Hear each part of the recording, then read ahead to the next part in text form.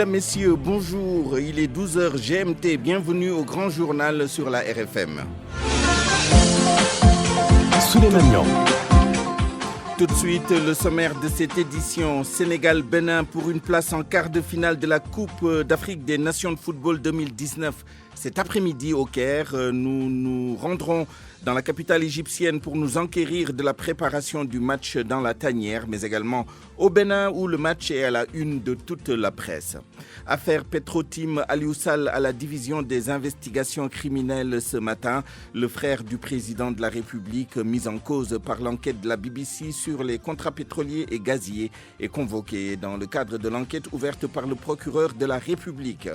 Baccalauréat 2019, les épreuves du second tour démarrent ce mercredi. Au premier tour, le taux de réussite est de 14,94% au niveau national. Pas mieux que l'année dernière. Ne ratez pas l'enquête que nous avons menée sur la performance des filles au baccalauréat, mythe ou réalité.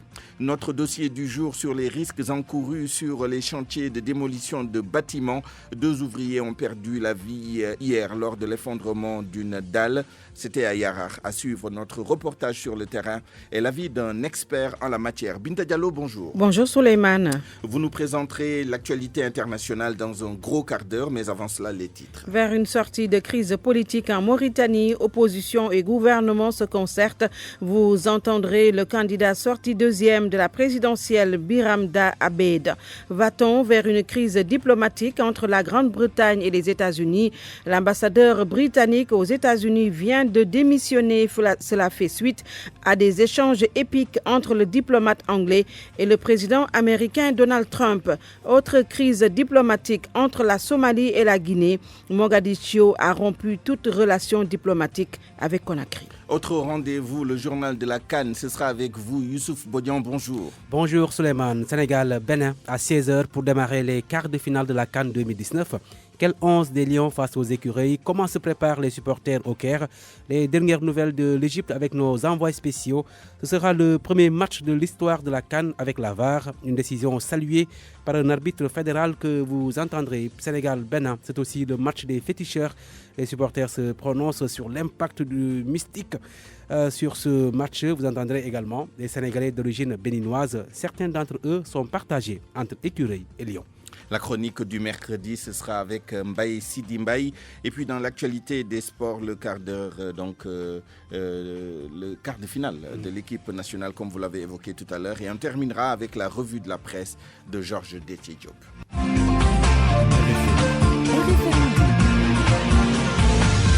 Souleymane Niang. Ce midi, tous les regards et certainement tous les esprits sont tournés vers l'Égypte. Dans quelques heures maintenant, les Lions du Sénégal vont jouer leur qualification en demi-finale contre les écureuils du Bénin. Nous nous rendons tout de suite au Caire pour retrouver nos envoyés spéciaux. Cher Tidiane Diagne, bonjour. Bonjour Souleymane Niang et bonjour à tous. Au regard des mouvements de ces derniers jours à l'infirmerie de la tanière et des considérations tactiques, la question qui se pose est celle du 11 probable au coup de sifflet de l'arbitre. Est-ce que vous avez des informations là-dessus ? Pour le moment, pas de classement officiel de l'équipe du Sénégal puisqu'on est à un peu plus de 3 heures, voire 4 heures de la rencontre contre l'équipe du Bénin. Vous le savez, un match de quart de finale que le Sénégal doit impérativement remporter pour en tout cas consolider son statut de favori dans cette Coupe d'Afrique des Nations. Au moment où je vous parle donc, je m'achemine comme ça vers le stade du 30 juin qui va accueillir donc cette compétition. Aucune nouvelle plutôt en ce qui concerne, disons, le classement officiel de l'équipe du Sénégal. Nous serons édifiés tout à l'heure, mais nous pouvons néanmoins avoir un aperçu sur ce classement de l'équipe du Sénégal. Sans nul doute, ce sera du classique avec le même 11 de départ, certainement avec un petit changement avec Diao Baldé Keita certainement qui va prendre donc la place de Ismaïla Sarr qui serait indisponible pour cette rencontre contre l'équipe du Bénin, donc le Sénégal qui se prépare donc à jouer cette rencontre avec beaucoup de confiance. Je le disais tantôt lors de nos précédentes relations, on a eu à parler donc de l'équipe du Sénégal qui va aborder donc cette rencontre avec beaucoup plus disons d'envie pour se qualifier donc pour cette rencontre de demi-finale. Tant attendu, vous le savez, le Sénégal qui n'a plus joué une rencontre de demi-finale depuis 2006 et justement c'était au Caire face à l'Égypte, le Sénégal qui a été donc éliminé et comme ironie du sort, il semble que donc c'est encore possible pour cette équipe du Sénégal de se tirer d'affaire face à cette équipe du Bénin. Certainement nous aurons aurons d'autres nouvelles concernant cette équipe très prochainement pour revenir sur, disons, le classement officiel de l'équipe du Sénégal. Merci, cher Tidiane Diagne. Nous resterons en contact permanent avec vous tout au long de l'après-midi et dans la soirée. Au Bénin, justement, le match contre les Lions occupe toutes les manchettes. Les journaux croient à un exploit des écureuils. D'ailleurs, les titres du jour, comme les articles, sont très élogieux au sujet de l'équipe nationale du Bénin, Georges Déthié-Diop. L'actualité donne le ton et affirme que tout le peuple béninois est mobilisé derrière ses ambassadeurs pour la victoire. Fraternité lui emboîte le pas, tous unis derrière les écureuils. Mais en réalité, c'est toute la presse béninoise qui est derrière son équipe nationale. Les journaux spécialisés comme les quotidiens d'information générale. Les confrères béninois croient dur comme fer à une victoire des écureuils. En atteste le titre de l'actualité, jamais 203. 2 parce que les écureuils ont tenu tête aux Lions indomptables et aux Lions de l'Atlas éliminés de la compétition. Et 3 parce que le 3e lion qui doit, selon eux, passer à la trappe, celui du Sénégal. La Dépêche est d'autant convaincue d'une bonne opération du Bénin que le journal fait état d'écureuils de plus en plus voraces. Alors, pour Matin Libre, la légende doit se poursuivre. Parce que si l'on s'en tient au journal Le Potentiel, le Bénin est prêt, oui, prêt à briser le rêve sénégalais. Et c'est à croire que le Potentiel a déjà la tête au trophée. Ainsi, il affirme que les écureuils se rapprochent du Graal continental. Un journal qui y va avec de la mesure, le quotidien le meilleur. Sans faire dans l'éloge excessif, il indique que les écureuils sont à la conquête d'une historique demi-finale face aux Lions de la Teranga. Sénégal-Bénin de cet après-midi, vu par le quotidien sportif Le Champion, le favori contre le solide. Pour l'hebdomadaire Le Régional, les écureuils s'offrent encore des Lions ce jour. Au Bénin, tous les moyens sont bons pour doper les écureuils. La presse s'y met. Fraternité par un éditorial. Écureuils sans faiblesse. Angelo Dosumu écrit que leurs écureuils seront sans faiblesse devant les Lions de la Teranga et très à l'aise sur la pelouse verte du Caire pour un festival grandeur nature, car passant leur chemin en défiant des lions et en les domptant, plus rien ne leur fait peur. Pour moi, RFM, c'est la radio de la réactivité. RFM, partout, tout le temps. Vous écoutez le grand journal sur RFM et il est 12h07. Son audition était très attendue dans ce qu'il est convenu d'appeler l'affaire Petro-Tim. Aliou Sall est à la division des investigations criminelles depuis ce matin dans le cadre de l'enquête ouverte par le procureur de la République. Le frère du président Macky Sall a déféré à la convocation accompagné de ses partisans. En direct de la DIC, Pabès Diba, bonjour. Bonjour Suleiman. Alors, quelle est l'ambiance? Est-ce que M. Aliou Sall est encore entendu ou est-il sorti? Pas encore. Il est toujours avec les enquêteurs. Cela fait 3 tours d'horloge puisqu'il est arrivé ici à la brigade des affaires générales au tribunal de Dakar à 9h, vêtu d'un carton blanc. Il s'est même permis de distribuer un large sourire à ses partisans, une centaine environ qui ont fait le déplacement ici. L'audition donc à l'instant de Aliou Sall s'inscrit en droite ligne de la procédure ouverte par le procureur relative à cette affaire des contrats pétroliers, Petro-Tim.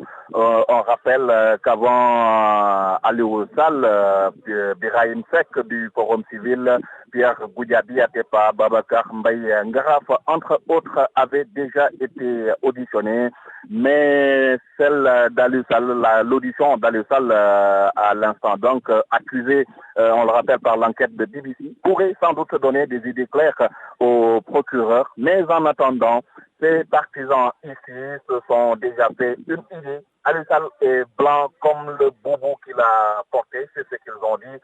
Confiance et sérénité sont donc de mise en ce qui concerne ces partisans de Guédiawaye qui ont fait le déplacement et ils se disent prêts à attendre encore ici au tribunal de Dakar où est auditionné Aliou Sall, je vous le rappelle, arrivé depuis 9h, Suleiman. Pabès Diba, bonjour. Merci, pardon. Aliou Sall qui a rendu sa démission de la direction générale de la Caisse des dépôts et consignations. La cérémonie de passation de service avec son successeur, Cheikh Ahmed Tidiane Ba, aura lieu demain. Parlons maintenant du baccalauréat 2019. Le premier tour a vécu et nous sommes en mesure de vous donner des chiffres précis au niveau national. Selon les statistiques que nous avons recueillies auprès de l'Office du baccalauréat ce matin, le taux de réussite à l'issue de cette première manche est de 14,94%. L'année dernière, à la même période, ce résultat était de 15,17%. On note donc une très légère baisse en valeur relative. El Hadj Ndiogou.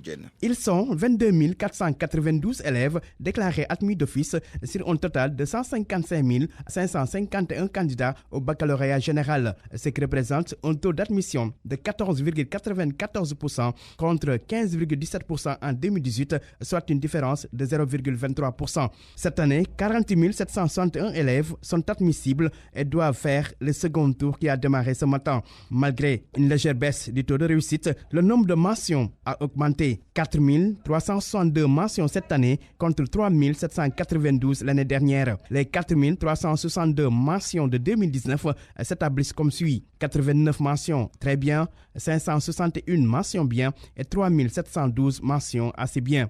Par ailleurs, le bac arabe a enregistré un taux de réussite de 25,63% avec 1264 admis sur 5155 candidats. 1309 autres doivent subir les épreuves du second tour. Il est à rappeler que l'année dernière, le taux de réussite global au bac général était de 35,99% contre 31,6% en 2017, l'année où l'examen a été marqué par un scandale de fraude et de fuite. El Hadj Ndiogou, les épreuves du second tour qui démarrent ce mercredi non sans mal à l'Institut national d'éducation et de formation de jeunes aveugles INEFJA de Thiès. Comme ils menaçaient de le faire, les professeurs, transcripteurs et encadreurs des candidats non-voyants ont boycotté l'examen et décrété une grève illimitée. Plus de détails avec notre correspondant à Thiès, Charanta Diop. Second tour des examens du baccalauréat au lycée Malick Sy de Thiès. Les enseignants, encadreurs des élèves déficients visuels ont enclenché une grève pour éclairer l'opinion sur leurs conditions de travail désastreuses. Ils ont mis à exécution leurs menaces. Michel Alitine, le chargé de communication du syndicat unique des travailleurs enseignants pour la personne déficiente visuelle. C'est la mort dans l'âme que nous en sommes à ça. La semaine dernière, notre secrétaire général a fait une sortie pour fustiger nos conditions de travail ainsi que ceux des élèves. Et depuis lors, aucune réaction à part celle des associations d'aveugles, aucune venant des autorités académiques, administratives, voire ministérielles. Puisque tel est le cas, nous avons décidé ce matin à nous faire entendre en croisant les bras, sachant que sans nous, composition ne se déroulera pas. On donne 100 000 francs par jour à des gens qui ne font rien à Saly. Se rappeler les séminaires à fusion qu'on fait là-bas. Nous ne demandons pas moins de 100 000 jours. Foulard rouge autour du cou, ces professeurs ont boycotté les salles d'examen. Visiblement, ils sont fermes dans leur volonté de poursuivre la lutte. Nous n'aurions pas aimé que cela se reproduise. On n'hésitera pas à remettre. Nous espérons une réaction imminente et diligente des autorités. Nous sommes ouverts au dialogue. En réponse à cette grève, l'inspection d'académie de Thiès a indiqué que des démarches sont effectuées pour trouver des solutions, tout en indiquant que l'Institut national de formation des jeunes aveugles de Thiès dépend directement du ministère de l'Éducation nationale. RFM Thiès, Cheikh Anta Diop. Et puis, toujours au sujet du baccalauréat, nous nous intéressons aux candidatures féminines. Les filles font-elles de meilleurs résultats que les garçons? Sont-elles plus présentes ou performantes dans les séries scientifiques? Autre question, parviennent-elles à tirer leur épingle du jeu? Pas forcément, même si les filles sont de plus en plus visibles grâce aux médias notamment. Anna Rocha a mené l'enquête. Depuis 2 ou 3 ans, une tendance se dessine en faveur des filles dans les séries scientifiques.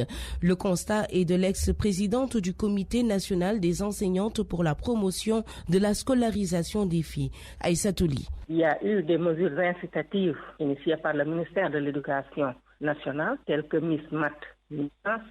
D'autres mesures aussi d'encouragement qui ont été initiées par les organisations qui s'activent dans l'éducation des filles. Donc je pense que l'ensemble de ces efforts fait qu'aujourd'hui, les filles sont dans les séries scientifiques, mais quand elles y sont, elles montrent quand même qu'elles sont capables de faire aussi bien que les garçons. Généraliser par contre serait une erreur. Dans plusieurs inspections d'académie, les garçons restent majoritaires dans ces filières scientifiques comme à Ziguinchor ou Saint-Louis, avec moins de 40% de candidates au bac 2019.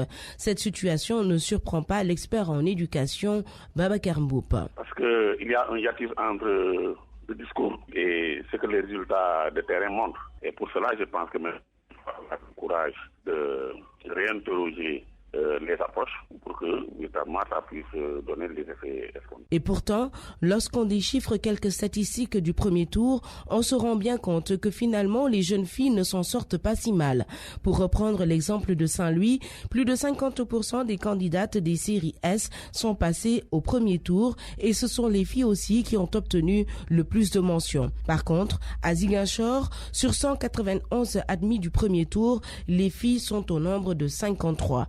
La directrice du centre départemental d'assistance et de formation de Fatick reconnaît qu'il reste encore beaucoup à faire pour la promotion des filles dans les séries scientifiques. Nous avons quand même beaucoup de satisfaction, mais ces efforts vont être poursuivis. L'expert en éducation Babacar Mboup pense que c'est dès le primaire qu'il faut insuffler l'esprit scientifique aux jeunes filles. Le problème de l'enseignement des sciences au Sénégal, je pense, transcende les genres. C'est une orientation de l'école sénégalaise en faveur des disciplines littéraires et même aussi pour ce qui est du personnel enseignant, on voit une prépondérance justement du personnel vers les disciplines non scientifiques. Il y a un problème justement de formation initiale. Kardiatou Kane de Matam avec sa mention très bien est certes un bel exemple de motivation, mais une hirondelle ne fait pas le printemps. Son cas reste encore marginal au Sénégal. Vous écoutez le grand journal sur RFM et il est 12h16. RFM, la radio de toute l'actualité.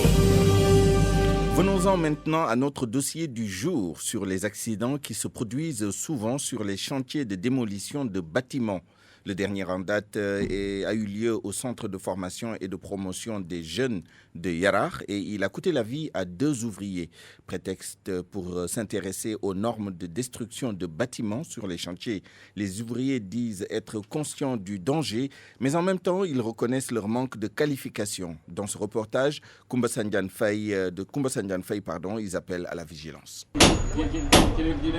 Des coups de marteau d'un jeune homme sur la fenêtre d'un mur. Alpha et maçon. Il détruit le mur d'en face. Des débris tombent par terre, dont ce bâtiment en destruction à la cité Kergorgui. Son supérieur nous explique la position de Alpha sur le mur et la trouve normale. Il se nomme Mamadou. La destruction d'un mur exige le respect des normes. D'abord, il faut se mettre en haut. Au cas contraire, il y a des risques. Si le bâtiment s'affaisse, l'ouvrier sera sous les décombres. Pourtant, les cas d'accident ou même de décès d'ouvriers deviennent récurrents. C'est parce que ces victimes ne maîtrisent pas les normes. Nombreux sont ceux qui ne sont pas qualifiés en la matière, soutiennent Alpha et son équipe. Beaucoup ne maîtrisent pas la procédure. C'est la formation qui fait souvent défaut. Les ouvriers aiment la facilité. Ils se disent maçons sans aucune qualification. Une responsabilité partagée, semble-t-il dire, tout est parti de l'offre du marché. Les propriétaires des maisons à démolir sont aussi responsables que les ouvriers. Normalement, pour les bâtiments d'une certaine dimension, il faut engager des entreprises ou utiliser des bulldozers. Ces ouvriers appellent leur père à la vigilance au vu des risques. De leurs avis, aucun chantier ne vaut une vie. Autre avis, selon l'architecte Mamadou Berté que nous avons joint ce matin, la démolition d'un bâtiment obéit à des normes techniques. Par exemple, une démolition doit se faire du haut vers le bas. À cela, l'architecte ajoute qu'il faut toujours faire appel à des techniciens pour ce genre d'opération. Mamadou Berté est interrogé par El Hadj Ndiogoudjen. La construction, comme la démolition, exige l'établissement d'un plan préalable, un plan. Autant on fait un plan pour la construction, autant on fait un plan de démolition. Et ce plan de démolition, il est basé sur le principe de la sécurité des personnes qui œuvrent à l'intérieur du bâtiment. Il faut stabiliser certaines parties d'ouvrage et commencer la procédure de démolition par éléments non structurants. Et c'est ça le plan d'attaque quand on procède à une démolition. Et généralement, ici, pour gagner du temps, on prend des masses, de gros marteaux, et on commence à cogner, ou on prend un engin, on démolit sans tenir compte de ces différents aspects. La structure qui porte le bâtiment, c'est l'élément à attaquer en dernier. On commence d'abord par les éléments non structurels, et également on commence du haut vers le bas. On ne fait pas l'inverse. Quelqu'un qui fait l'inverse, qui se précipite sans plan d'attaque, écoutez, il s'expose. Voilà, et c'est ce qui se passe en général. Un plan de démolition s'établit par un professionnel, un ingénieur qui analyse la structure, qui la comprend bien, qui connaît les modes de vieillissement des différents matériaux composant le bâtiment, qui sait comment fonctionne cette structure, elle est fondée comment, le principe de descente de charge et tout, et qui fait en sorte d'attaquer sans avoir à affaiblir le bâtiment tant que tous ces éléments dont j'ai parlé ne sont pas encore réglés. RFM. L'actualité internationale. Binta Diallo, bonjour. Bonjour Souleymane. L'actualité internationale, d'abord en Mauritanie, on va vers une sortie de crise politique. Par le dialogue, opposition et pouvoir engagent des pourparlers pour une sortie de crise post-électorale. Une première rencontre a eu lieu hier entre le porte-parole du gouvernement, par ailleurs président du parti au pouvoir, et le candidat arrivé deuxième à la présidentielle, Biram Da Abed, s'est prêté aux questions de notre correspondant en Mauritanie, Mohamed Diop. Cette rencontre préliminaire s'est passée dans de très bonnes conditions. Nous avons réitéré nos soucis préliminaires aux représentants du gouvernement, qui sont en premier lieu la libération de tous les détenus d'opinion, dont les journalistes, les activistes comme Ahmed Ouedia, aussi la cessation de toutes les poursuites judiciaires que nous considérons à caractère politique. Nous pensons aussi que le dialogue doit s'installer entre l'opposition et le pouvoir dans la sérénité totale. Toujours en Afrique, la Somalie rompt ses relations diplomatiques avec la Guinée. Une décision de Mogadiscio qui fait suite à l'audience accordée par le ministre des Affaires étrangères de la Guinée à une délégation du Somaliland, Koumba Sandiane Faye. Le gouvernement fédéral somalien a décidé de mettre fin à toute relation diplomatique avec la République de Guinée, a annoncé le ministère somalien des Affaires étrangères et de la coopération dans un communiqué, une décision que Conakry aurait apprise par voie de presse. La diplomatie guinéenne n'en ayant pas été notifiée officiellement selon un conseiller du ministre guinéen des Affaires étrangères. La décision somalienne n'aurait pas obéi aux procédures de consultation en la matière, a-t-il déclaré. Ce brusque refroidissement des relations diplomatiques entre la Somalie et la Guinée faisait suite à l'accueil réservé le 2 juillet à Moussi Bihi Abdi, le président du Somaliland, avec un protocole de chef d'État selon le ministère somalien. Cette rupture diplomatique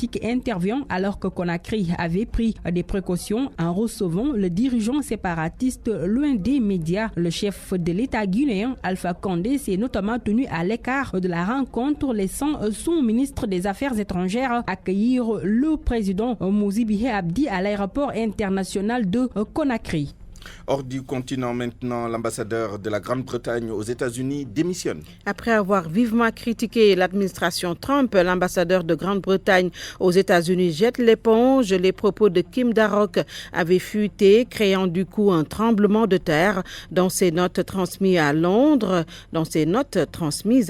l'ambassadeur britannique avait qualifié Donald Trump d'instable et d'incompétent. Oumou Kalsoumba. Kim Darroch est au centre d'un contentieux entre Londres et Washington depuis la divulgation ce week-end de câbles diplomatiques dans lesquels il juge la présidence américaine inapte et dysfonctionnelle. Nommément visé dans les notes de Kim Darroch, Donald Trump a prévenu lundi qu'il ne travaillerait plus avec lui. Sa démission intervient alors que la première ministre britannique Theresa May, qui doit quitter à la fin de ce mois, lui a renouvelé son soutien hier. Prenant acte aujourd'hui de la démission de l'ambassadeur, Theresa May a exprimé ses regrets de le voir quitter les États-Unis et lui a adressé ses remerciements. Sa situation a également été évoquée hier lors du débat opposant Jeremy Hunt et Boris Johnson pour la succession de la dirigeante à la tête du Parti conservateur. Si le premier s'est engagé à maintenir Kim Darroch en poste, le second s'est montré plus évasif, ce qui a été analysé comme une nouvelle marque de proximité entre le président américain et l'ancien maire de Londres. La réaction de Trump ne s'est pas fait attendre. Le président des États-Unis a de suite qualifié le diplomate britannique de type très stupide et pour s'en prendre après à Theresa May, le premier ministre démissionnaire de la Grande-Bretagne. En Allemagne, la chancelière rassure sur son état de santé. Angela Merkel dit se sentir mieux après une troisième crise de tremblement en l'espace d'1 mois. Un autre dont l'état de santé inquiète, c'est fans, c'est Sting. Le chanteur britannique a dû annuler tous ses concerts selon un communiqué en ligne. Le site internet de Sting ne donne pas cependant toutes les informations sur sa santé, mais selon des informations obtenues par le journal français Le Parisien, la star mondiale souffrirait d'une infection à la gorge. Souleymane, c'est tout. Merci Binta Diallo. RFM, la chronique du jour. Comme tous les mercredis, voici à présent la chronique de Mbaye Sidi Mbaye. Yadikon, un nom de légende dans l'imaginaire africain où la femme mariée doit nécessairement faire des enfants. La tradition vient au secours de celle-ci par une ruse contre le sort, pour que le bébé ne soit pas mort-né et vive longtemps.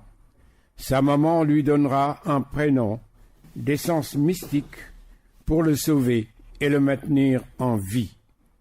Cette croyance est, semble-t-il, très partagée en Afrique et je suppose dans toutes les ethnies. Il en est ainsi de Yadikon, celui qui fut. C'est justement le nom de notre sujet du jour. Personnage de légende autour de qui s'est bâti l'apologie de la résistance individuelle à l'autorité coloniale et du champion toute catégorie des évasions de la prison centrale baptisée 100 mètres carrés, dont il était un pensionnaire fréquent. Nous avons peut-être encore, enfants, inconsciemment rêvé de vivre un jour les aventures Robin des Bois de cet insoumis des années 50-60 à Dakar. Héros populaire malgré lui, Yadikon était une curiosité attrayante, surtout pour les enfants qu'il couvrait de pièces de monnaie, de bonbons et de gâteries. Les foules de gamins le lui rendaient bien, d'un quartier à l'autre, d'une salle de cinéma à l'autre. Ainsi s'est consolidée à chaque génération la légende Yadikon, inébranlable, entretenu et enrichi par le temps. Grand Yadi, comme l'appelait le chanté et scandé des foules de tout âge qui accompagnaient ses apparitions dans l'allégresse et le respect. Oui, assurément, le peuple de Dakar respectait et vénérait même Yadikon. À la manière d'un Jerry Jorndela, fils du Damel Sambayaya Fall, dont il a voulu venger l'humiliation organisée par le colon et qui se donna la mort en plongeant dans le fleuve Sénégal. Jerry lui-même, hélas, fut assassiné par les colons. La diva Kumba Gawlo l'a célébré avec des notes et des mots à vous arracher des larmes. Yadikon, quant à lui, a eu une fin de vie plus paisible à Ngaparou, un village peu avant la station balnéaire de Sali. Il paraît que ce héros des villes était devenu maître coranique, sans doute réconcilié avec Dieu pour l'éternité. RFM, la presse du jour. Vous voulez vous sentir bien? Passez vos nuits dans un confort idéal? Travaillez en toute quiétude?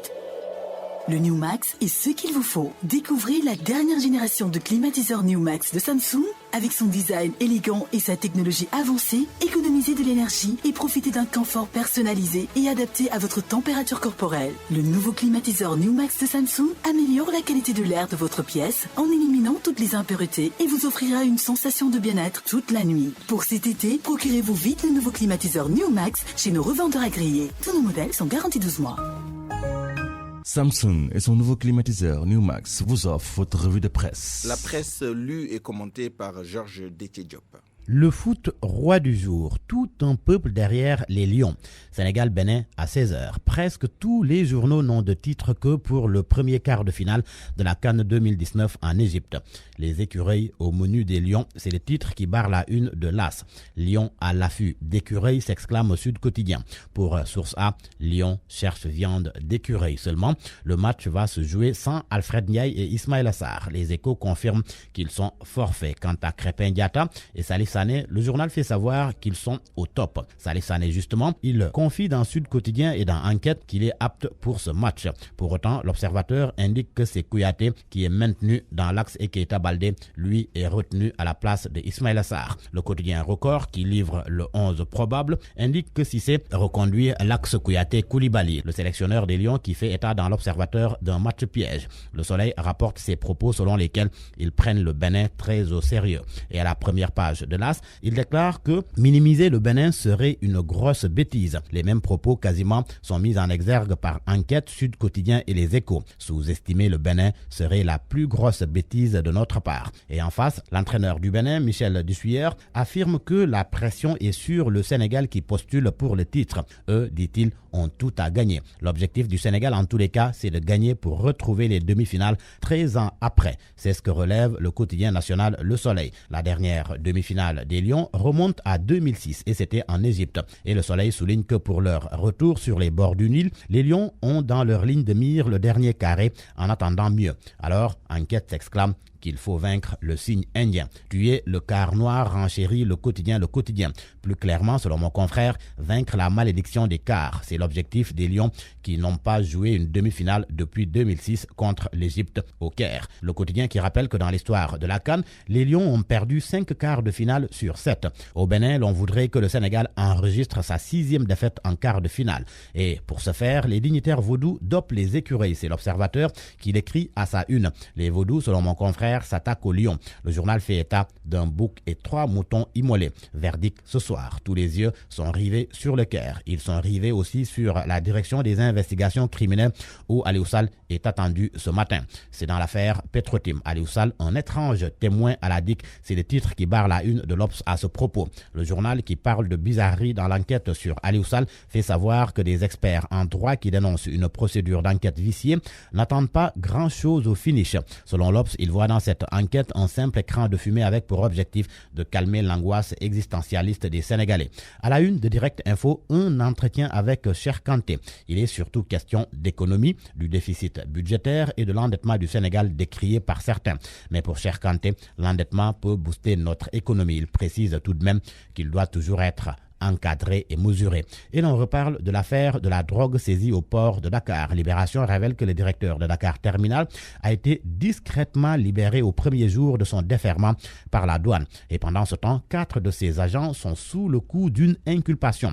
Dans cette affaire, l'Observateur nous apprend que le doyen des juges, Samba Sall, a hérité du dossier et hier, il a auditionné les 4 Sénégalais impliqués dans cette affaire. 2 d'entre eux ont été placés sous mandat de dépôt et les 2 autres placés sous contrôle judiciaire. Et pour ce qui est des 2 Allemands et des 2 Italiens, leur audience de première comparution a été renvoyée à aujourd'hui, faute d'interprète. Et pour terminer, le baccalauréat 2019 à Thiès avec le phénomène Alfred Amadou Mango, plus jeune bachelier du Sénégal de l'année scolaire 2018-2019. Alfred Amadou Mango décroche le bac à, tenez-vous bien, 14 ans.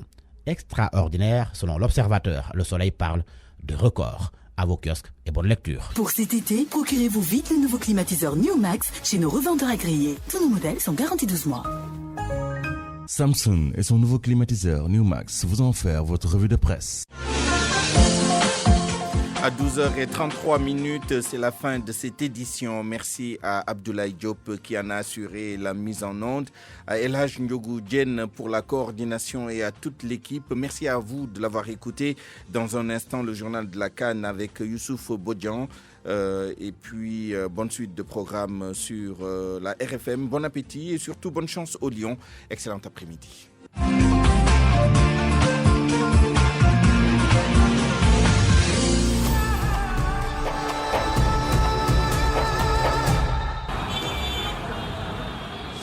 ak embouteillage moom timis sax taxul ma egg sama kër dinaa raté match yëpp. c'est que yow booy da nga tardé quoi jamono suy dox da ngay ànd ak moom di dox daw bay daanu moom jaratu ko ak Tigo football club. ak Tigo football club loo bëgg a xam si match bu la neex da nga koy am nice en direct si sa téléphone foo mënti nekk si heure bu nekk nag di jot actualité football yëpp maanaam score yi neel benn classement yi neel ñaar ak lépp lu jëm si match yi. ñam sa di ay waay non booy ay xéwal ngay wax nii de waaw loolu nu muy demee. xoolal t'appel dièse 1 4 3 dièse bés touche appel rek yaa ngi ci biir stade bi te li ci gën a neex nag mooy njëg bi dafa yomb maanaam fukki dërëm dong lay tàmbalee. ñam sadi neexul ba neexul Tigo daal caw na xeet gi du moroomu gaay yi. Tigo dund sunu passion dooleel sunu gaynde yi. Tigo vous offre le journal de la CAN.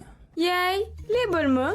amoon na fi benn infirmière bu baax dafa daan dox si lu gën si wérgu yaramu nit yi ak bu njabootam meewu l'écran rek la tàmm woon meewu na piir bu am juróom-ñetti ferñeent. waay yaay kooku yow la. waaw waaw sama doom te sax waxtu njogonal jot na xaaral ma defaral la. kaasu l'écran bu mag. l'écran meewu nag piir bu am juróom-ñetti ferñeent mooy li gën si suñu wérgu yaramu njaboot te seen wérgu yaram amul njëg. l'écran firndeel mbëggeel bi gën a wóor. L'écran vous offre le journal de la CAN. Abdoulaye Diop à la technique, au micro Youssouf Bodian. Bienvenue, c'est parti pour un nouveau match. Début des quarts de finale cet après-midi à 16h, Sénégal-Bénin au stade du 30 juin. Une équipe du Sénégal sans Alfred Ndiaye forfait, mais qui devrait retrouver Krépin Diatta et Ismaïla Sarr. Les dernières nouvelles de la tanière avec une de nos envoyés spéciaux au Caire, Soda Thiam. C'est la routine avant les matchs. La promenade matinale est déjà faite. Les Lions du Sénégal affichent une bonne sérénité. Le mot d'ordre, la victoire, synonyme de qualification pour les demi-finales et mettre fin à cette disette de 13 ans. Du côté de l'infirmerie, il y a encore Alfred Ndiaye et Ismaïla Sarr, même si ces derniers étaient aussi présents lors de la promenade matinale. Mais plus de peur que de mal concernant le milieu de terrain Krépin Diatta qui a pris part au galop d'hier. Aussi, Salif Sané qui signe son retour après 4 matchs manqués. Le défenseur va-t-il reprendre à sa place? Oui, si l'on se fie à ses propos. Alors, comme l'équipe probable, on peut avoir Alfred Gomis dans les buts au niveau de la défense, Kalidou Koulibaly, Salif Sané ou Cheikhou Kouyaté. Sur les côtés, Lamine Gassama, Youssouf Sabali. Au milieu, Pape Alioune, Idrissa Gana Gueye et Henri Saivet. Et pour l'attaque, Diao Baldé Keita pourrait revenir, Sadio Mané de l'autre côté et Mbaye Niang. Du côté des écureuils, Michel Dussieur perd son défenseur central, Khaled Adenon, suspendu. Mais le technicien retrouve Seydou Barazé et Steve Mounier. Sénégal-Bénin sera également la première rencontre dans l'histoire de la CAN à bénéficier de la VAR. Au sifflet, il y aura encore Moustapha Gorbal, l'Algérien qui avait dirigé le match Ouganda-Sénégal lors des 8e de finale. Du côté de l'ambiance, sur les gradins, le président du 12e Gaïndé, Issa Laye Diop, nous confie qu'il y aura 68 supporters du 12e Gaïndé national, en plus des 550 supporters du 12e Gaïndé local. Rien que pour booster les Lions. Soda Thiam, Le Caire, Radio Futur Média. Soda Thiam qui nous a donné le 11 probable. Quel 11 donc des Lions face aux écureuils du Bénin? Les supporters à Dakar ont également leur petite idée. Amadou Sabarba. Sénégal-Bénin dans toutes les lèvres, ça discute au marché Sandaga. Seulement la gagne, mais pour certains, il faut maintenir le même dispositif au niveau de la défense. Je pense que Cissé doit maintenir Kouyaté dans la défense. Il est dans la CAN avec de bonnes prestations. Il ne doit pas changer l'équipe, c'est l'équipe qui gagne. On ne change pas l'équipe qui gagne. Et Koulibaly et l'autre Sané, non. Pour moi, il doit garder toujours l'axe, Koulibaly et Kouyaté. Pour plus d'assurance, Ibra, marchand ambulant, préfère le duo Koulibaly-Salif Sané. Je veux que Salif Sané joue à l'axe, Pape Alioune Ndiaye et Gana Gueye. Au milieu, voilà, les attaques, on les connaît. Ismaïla Sarr et Krépin Diatta incertains pour ce match. Nos interlocuteurs proposent Diao Baldé Keita. Diao Baldé Keita est là, il peut prendre la place de Krépin Diatta, la place de Ismaïla Sarr, peut jouer à la place de Ismaïla Sarr. Sénégal-Bénin ce mercredi à 16h GMT. Les supporters ont déjà donné le ton avec leur 11 de départ pour remporter ce match. Amadou Sabarba, ce quart de finale sera donc le 6e Sénégal-Bénin de l'histoire du foot africain. Les Lions ont gagné 4 matchs et 1 match nul. C'était en 2000 sur la route de la Coupe du Monde 2002. L'historique des confrontations entre le Sénégal et le Bénin avec Chertian Diagne, l'autre envoyé spécial de RFM au Caire. Une victoire face aux écuries ce soir, les Lions se qualifieront pour les demi-finales de la Coupe d'Afrique des Nations. Pour rappel, le Sénégal n'a pas atteint le stade du Carré d'As depuis 2006. C'était lors de la 25e édition, accueillie comme par hasard par l'Égypte.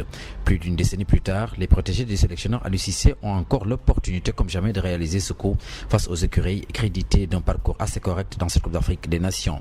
Ce qui semble bien possible au vu du potentiel des Lions combiné aux résultats enregistrés par les coéquipiers de Sadio Mané. Face au Bénin, le Sénégal n'a jamais perdu. En 5 matchs amicaux, et officiels réunis, les Lions n'ont jamais courbé l'échine. Ils passent devant avec 4 victoires et un match nul. 7 buts marqués contre 3 encaissés. Des statistiques qui sont à confirmer cet après-midi sur la pelouse du 30 June Stadium du Caire.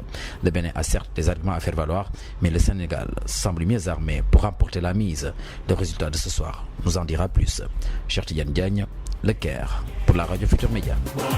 Cher Tidiane Diagne, à quel type de match il faudra donc s'attendre cet après-midi? Vous avez donné la parole à un de nos confrères qui travaille à la radio-télévision béninoise. Il s'appelle Hospice Metoli. 2 entraîneurs qui connaissent très bien l'adversaire en face et 2 entraîneurs qui ont beaucoup de respect pour l'équipe qu'ils veulent affronter, et surtout le discours de Aliou Cissé qui est clair. Ce serait une erreur, la plus grosse bêtise de l'histoire du football sénégalais que de prendre l'équipe du Bénin du haut. Maintenant, parlons de l'équipe du Bénin. Il faut reconnaître que depuis un moment, on va dire depuis 2 ans par là, l'équipe du Bénin est plus à l'aise quand elle joue face à un adversaire supposé être plus fort qu'elle. Et dans cet état des choses, vu sous cet angle, dans cette rencontre, le Bénin doit être à son aise, accepter subir pour faire la différence quand ça viendra, profiter des rares occasions que les écureuils auront.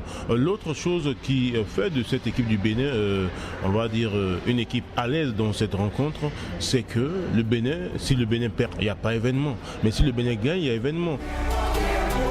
C'est donc l'information, la victoire du Bénin dans ce match particulier pour les Sénégalais d'origine béninoise, ainsi que les Béninois qui vivent au Sénégal. Certains de nos compatriotes dont les parents sont venus du Bénin sont partagés entre Écureuil et Lyon. Papa Balagueya. Sénégal-Bénin, une affiche partie pour être très alléchante cet après-midi. Pour la communauté béninoise au Sénégal, tous les atouts vont au Lion de la Teranga. L'un d'eux, Eric Niemadi, enseignant au CESTI, reste pour autant partagé. C'est que le Sénégal va gagner. Maintenant, je ne sais pas si c'est 1-0 ou 2-0. Je ne vais pas faire de pronostic. J'ai la conviction que si le Sénégal joue sur sa vraie valeur, il est en mesure de venir à bout du Bénin. Mais il ne faut pas se presser après son jeu. Voilà, et puis laisser le temps. Peut-être que ça va se décanter avant la fin du match. Partagé et stressé en même temps, Françoise Odonou a toutefois un penchant pour le Sénégal, son pays d'accueil. Je stresse parce que je suis départagée entre le Bénin et le Sénégal. Mais bon, comme je viens de dire, dans tous les cas, je serai qualifiée. Que ce soit le Bénin qui gagne ou le Sénégal qui gagne, je suis qualifiée. Et c'est ce qui importe pour moi. Mais on va dire que le Sénégal la fera quand même. On va dire que je supporte le Sénégal. Satisfaite aujourd'hui de la performance du Bénin jusqu'à ce stade des compétitions, Mouna Aya, artiste rappeuse, ne souhaite pas voir la magie s'arrêter en si bon chemin. Et le Bénin n'est jamais arrivé à ce stade-là de la compétition. Et donc c'est magique, c'est super, c'est tout un peuple qui est uni aujourd'hui derrière son équipe nationale. Et ce serait dommage que la magie s'arrête. Mais en même temps aussi, le Sénégal, ce sont mes gagnés, quoi. Il faut que je jubile, je dois faire le jubilé. Un duel attendu sur le terrain et sur les gradins entre sorciers vaudou et mystiques du Sénégal. Nos interlocuteurs souhaitent que le meilleur gagne. Eric Nimadi, grand connaisseur du football. En tout cas, vous les avez certainement vus sur la toile. Des vidéos de féticheurs béninois qui disent travailler à la victoire de leur équipe. Le mystique peut-il faire la différence dans ce match? Oumou Kalsoumli a posé la question aux supporters sénégalais.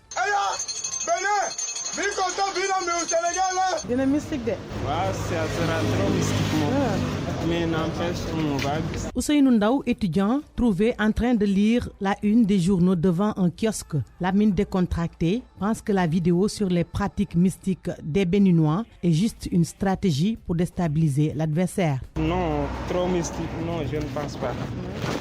Les choses de mystique là, je ne les crois pas. J'espère que ces gens font ça uniquement pour déstabiliser nos minds, quoi. Pour d'autres supporters, la réalité se trouve sur le terrain et que les Lions sont maîtres de leur destin. À mon avis, moi, c'est pas un match mystique. Il va falloir jouer et respecter l'adversaire. Si c'était un bataille mystique, je pense bien que l'Afrique aurait dû gagner la Coupe du Monde. Le Bénin peut faire quelque chose. Tu vois, une équipe, même dans les navetans, on le dit. Sénégal-Bénin, c'est sur le terrain. Un match entre supporters. Un duel ouest-africain qui se joue dans une ambiance mystique. Kalsimli sera donc 90 minutes sur le terrain au Caire, Sénégal-Bénin. Match prévu donc à 16h. Sera suivi de Nigeria, Afrique du Sud à 19h. Des affiches que nous présente Wouli Diallo. Sénégal, Bénin, confrontation entre deux pays de la zone Afrique de l'Ouest, mais également une confrontation entre deux pays membres des organisations comme la CEDEAO et l'UEMOA. Beaucoup de choses donc que les deux nations ont en commun, mais cet après-midi sur la pelouse du stade du 30 juin, Béninois et Sénégalais seront peut-être amenés à mettre de côté leurs amabilités fraternelles pour se donner à fond dans ce duel qui s'annonce alléchant. C'est surtout cette phrase du président de la République du Bénin qui attire notre attention, Patrice Talon, qui demande tout simplement aux écureuils de bouffer le troisième lion qui se présente devant eux. Allusion aux lions indomptables du Cameroun que les Béninois ont tenu en échec 0 but partout en match de groupe. Aux autres lions, c'est l'Atlas du Maroc qu'ils ont dompté en 8e de finale. Affaire à suivre. Autre affaire à suivre, retrouvailles entre nations anglophones. Les Super Eagles et les Bafana traduisaient les garçons. Les garçons étaient dans la même poule, la poule E, lors des éliminatoires de cette CAN. C'est vrai que les Nigérians avaient fini premier du groupe avec 13 points, juste devant les Sud-Africains avec 12 points. Mais notez que ce sont les Sud-Africains qui avaient remporté les confrontations directes, parce qu'après avoir battu les champions d'Afrique 2013 sur leur base à Lagos 2-0, eh bien ces Bafana ont fait match nul sur leur terrain à Pretoria, un but partout. Les aigles nigérians vont-ils pouvoir survoler le désert sud-africain du Grand Karoo ou vont-ils se faire descendre par les garçons? Les garçons, réponse aux environs de 21h temps universel. Ouri Diallo, nous restons sur ce match Afrique du Sud-Nigeria. Le Nigeria qui est parmi les favoris de la CAN et affronte l'Afrique du Sud qui a réussi l'exploit de sortir l'Égypte devant son public. Les Super Eagles, tombeurs donc du Cameroun, champion en titre, veulent aller le plus loin possible. Igalo, auteur de 3 buts dans cette CAN, hier en conférence de presse que je propose de suivre. C'est un travail d'équipe, c'est au-delà de ma personne. L'équipe travaille bien, c'est pourquoi nous avons ces résultats. Nous ne devons pas perdre ce match contre l'Afrique du Sud, mais on s'attend à un match difficile et nous allons nous battre pour gagner. Je demande aux Nigérians de nous supporter parce que la qualification est possible. Je demande aux supporters de croire en nous et nous allons les rendre fiers. Vous avez entendu Igalo, le meilleur buteur nigérian dans cette CAN. Nigeria, Afrique du Sud, c'est à 19h. Mais avant, à 16h, Sénégal-Bénin. Au sifflet, il y aura Moustapha Gorbal. L'arbitre algérien de 33 ans avait dirigé le match Sénégal-Ouganda en 8e de finale. Victoire 1-0 du Sénégal. Gorbal avait également arbitré le match Soudan-Sénégal à Khartoum. C'était lors des qualifications de cette CAN 2019. Les Lions avaient également gagné par 1-0. Sénégal-Bénin, ce sera le premier match de l'histoire de la CAN qui va se jouer avec la vidéo-assistance à l'arbitrage. La VAR va permettre d'éviter les erreurs d'arbitrage de l'avis de Abdoul Aziz Seck. Il est arbitre fédéral à la CRA de Kaffrine et instructeur physique des arbitres. Nous l'avons joint au Caire. Ça va changer beaucoup de choses parce que cette année, on va constater qu'en partie des quarts de finale, toutes les équipes vont mériter ce qu'elles ont. Si une équipe marque un but non valable, ça ne sera pas validé. Si c'est valable, ça sera validé. Et que les meilleurs vont passer. Et vraiment, ça, c'était une bonne chose qu'on puisse démarrer avec la VAR pour que vraiment ce qui est à César puisse être rendu à César et que chaque équipe va avoir ce qu'elle mérite. Vous savez aussi que certaines équipes ont été éliminées par erreur d'arbitrage ou bien par malposition de l'arbitre qui n'a pas bien vu. Cette fois-ci, la VAR veut réduire les risques d'erreur. On ne peut pas éliminer toutes les erreurs dans l'arbitrage, mais la VAR va réduire vraiment les erreurs en arbitrage. Vous voyez que le montant que chaque pays met au niveau pour la préparation des compétitions, pour la prise en charge des joueurs, des autres choses, les États mettent beaucoup de moyens vraiment pour ces compétitions. Et être éliminé à cause d'une erreur parce que c'était un hors-jeu non signalé, c'était un penalty non vu. Et vous voyez ces risques-là, vous voyez les conséquences que ça peut avoir. Et la VAR est venue vraiment pour mettre les points sur les i et que tout ce que les gens auront à valider, ça sera exactement ça. Surtout en ce qui concerne les buts, en ce qui concerne les penalties et en ce qui concerne les fausses identités. Abdoul Aziz Seck, arbitre fédéral à la CRA de Kaffrine, où il est à 12h passé de 49 minutes au quartier Trao et au quartier Guinaouraï. Avant donc de nous quitter, je rappelle les rendez-vous sur RFM. À 16h, vous avez Sénégal-Bénin. À 19h, Afrique du Sud-Nigeria. Des matchs donc que vous pourrez suivre en direct et en intégralité. Prise d'antenne pour le match du Sénégal à partir de 15h. Vous aurez tout l'avant-match, donc le match ainsi que l'après-match. Et les auditeurs pourront également réagir sur nos numéros pour donner leur avis sur le classement, mais aussi sur le résultat final. Abdoulaye Diop était à la technique, au micro Youssouf Bodian. Je vous donne rendez-vous aux alentours de 13h35. Ce sera juste après le journal en Wolof présenté par El Hadj Assane.